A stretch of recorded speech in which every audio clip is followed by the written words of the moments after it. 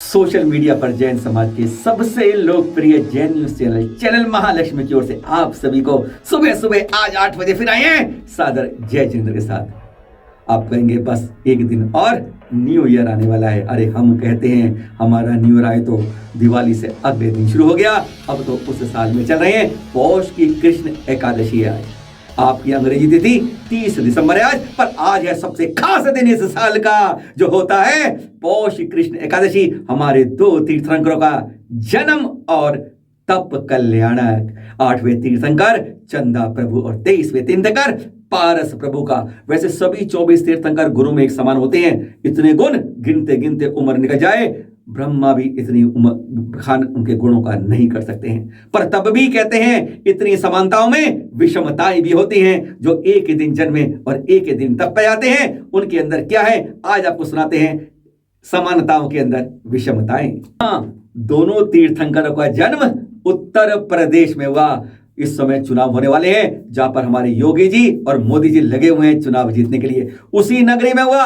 विषमताएं क्या है, राज्य एक पर नगर एक अलग थे। चंदा प्रभु का जन्म हुआ चंद्रपुरी नगरी के अंदर, और साथ में जहां पर काशी यानी हमारे मोदी जी की संसद क्षेत्र ना, वहां काशी बनारस जिसे कहते हैं आप या वाराणसी कहते हैं, वहां पर हुआ हमारे 23वें तीर्थंकर पारस प्रभु का वामा देवी जी के गर्भ जो महारानी थी उस समय की, और चंदा प्रभु का था लक्ष्मणा देवी महारानी जी के गर्भ से। जैसे जन्म से पहले ही 15 माह हर बार कुबेर रत्न बरसाता है महल पर, सुबह दोपहर शाम 3:30 बदन। इसमें कोई अंतर नहीं है, हर तीर्थंकर में समानता है। पर तब भी क्या है, चंदा प्रभु का जन्म जो हुआ था वह 7वें तीर्थंकर जो उनका काशी में जन्म हुआ सुपाशना जी, उसके 900 करोड़ सागर बाद जन्म होता है। और वही सुपाशना जी उनका 22वें तीर्थंकर नेमिजान जी के 83,650 वर्ष बाद ही जन्म होता है। सारे हमारे तीर्थंकर स्वर्ग से आते हैं अपनी आयु पूर्ण करके, तो ये तो समानता है। विषमता क्या है, हमारे 8वें तीर्थंकर चंदा प्रभु जी आए अनुत्तर विमान वैजयंत से अपनी आयु पूर्ण करके, और हमारे 23वें तीर्थंकर पारस प्रभु आए प्राणत स्वर्ग से अपनी आयु पूर्ण करके।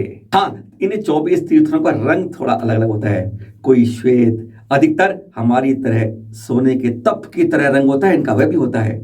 हरे रंग के भी होते हैं, नीले भी होते हैं और श्याम रंग के भी होते हैं। तो हमारे 8वें चंदा प्रभु जो लक्ष्मणा देवी जी महारानी गर्भ से जन्मे, वे श्वेत एकदम कि चंद्रमा भी पूर्णमासी का दाग वाला हो जाता है, इतने श्वेत थे।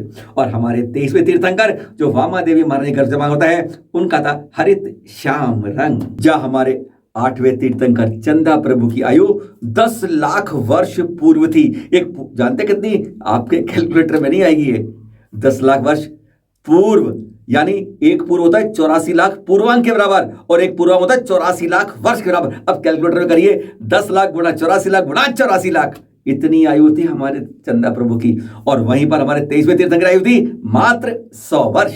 आयु की बात कर ली, अब ऊंचाई भी तो कम होती आ रही है ना। हाँ, इसलिए हमारे 8वें तीर्थंकर था 900 फुट ऊंचा, और हमारे काशी में जन्मे पारस प्रभु का कद था 13 फुट ऊंचा, यानी हम लोगों से भी दुगना तो से ज्यादा था ही। सभी तीर्थंकरों के गुण समान होते हैं, पर थोड़ी थोड़ी भिन्नता है। बता रहे आपको, यहाँ कुछ राजपाट करते हैं, कुछ नहीं करते हैं, कुछ ब्रह्मचारी रूप से जन्म लेते हैं, और ऐसे चंदा प्रभु ने राजपाट किया। और वही हमारे 23वें तीर्थंकर जो ब्रह्मचारी रहे, बाल ब्रह्मचारी यानी विवाह नहीं किया था, वह तो उन्होंने राजपुत्र होने के बाद, राजकुमार होने के बाद भी राज नहीं किया। समान गुण वाले भी वंश की में अलग अलग होते हैं। 8वें तीर्थंकर चंदा प्रभु हमारे जन्म लिया उन्होंने इक्ष्वाकु वंश में, जिनमें अधिकांश तीर्थंकरों ने जन्म लिया है। और हमारे 23वें तीर्थंकर पारस ने जन्म लिया उग्र वंश के अंदर। अरे आज ही जन्मे पौष एकादशी को, और आज ही के दिन तप हो गए थे दोनों पंचमुष्टि के से पहले। पर क्या था, चंदा प्रभु को वैरागी भावना बलवती हुई राजपाट करते हुए अध्रुवादी भावनाओं के कारण एकदम भावना हो गई बलवत के तप के लिए जाना है मुझे, अब छोड़ना है सब कुछ। वही हमारे पारस प्रभु को जाति स्मरण से भावना हुई।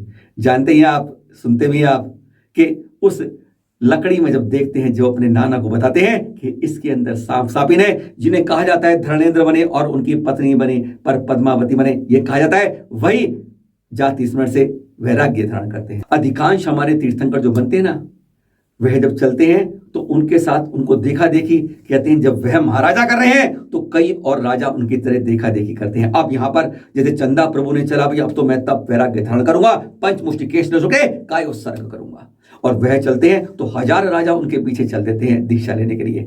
अधिकांश तीर्थंकर ऐसा ही होता है, पर कुछ के साथ कम चलते हैं। हमारे महावीर भगवान अकेले चले थे और इनके साथ पारस प्रभु के साथ 300 महाराजा साथ चले थे। हम भी दीक्षा लेंगे। वैसे तो हमारे प्रथम तीर्थंकर आदिनाथ जी ने 1000 वर्ष तप किया, तब केवल ज्ञान की प्राप्ति हुई थी।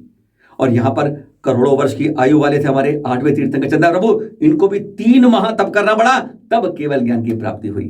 पर हमारे जो 23वें तीर्थंकर पारस प्रभु को, इनको तो चंदा प्रभु से भी ज्यादा करना पड़ा, 4 माह तप के बाद केवल ज्ञान की प्राप्ति हुई थी। जैसे जैसे कद बड़े थे वैसे ही समोषण बड़े थे जब केवल ज्ञान की प्राप्ति हुआ था। तो हमारे चंदा प्रभु भगवान का जो केवल ज्ञान के बाद समोषण बनाया कुबेर ने, वह 100 किलोमीटर लंबा विस्तार का था।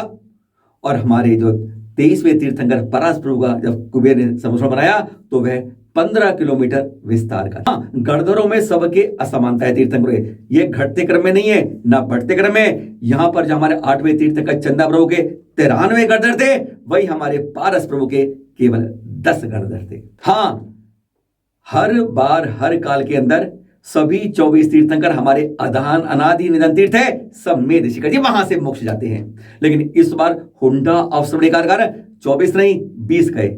आदिनाथ जी कैलाश पर्वत से चले गए, वासुपुर जी चंपापुर से चले गए, नेमिनाथ जी गिरनार जी चले गए, और महावीर स्वामी जी हम चले गए सीधा पावापुरी से। इनके अलावा सभी 20 तीर्थंकर सिद्ध क्षेत्र यानी हमारे सब में ऋषिकेश से गए।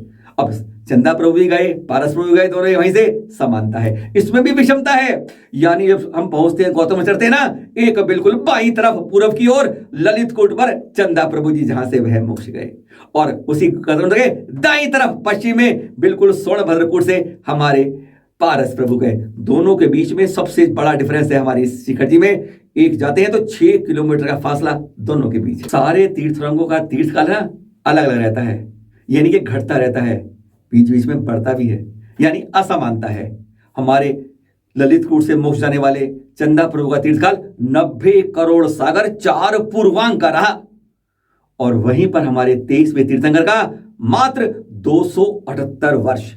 और क्या बात है, 24 तीर्थंकरों के अंदर सबसे छोटा तीर्थकाल रहा इनका, और फिर भी सबसे ज्यादा लोकप्रिय आज हमारे बीच में हमारे 23वें तीर्थंकर पारस प्रभु हैं, उत्तम क्षमा के धारी, जिन्होंने दिखाया इसलिए हैं लोकप्रिय, और कहते हैं सब गुणों के समान के बाद भी सब पर है भारी। सुना आपने?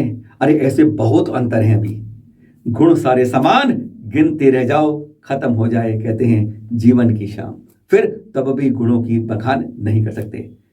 आज है हमारा पावन दिन 8वें तीर्थंकर का और हमारे 23वें तीर्थंकर का जन्म और तप कल्याणक। बोलिए 8वें तीर्थंकर चंदा प्रभु और 23वें तीर्थंकर पारस प्रभु के जन्म और तप कल्याण की जय जय जय। कल मिलेंगे फिर आपसे, नहीं अरे अभी हम शाम को भी मिलते हैं आपसे, सुबह और शाम 8 बजे। आपके नाम सादर जय जिनेंद्र।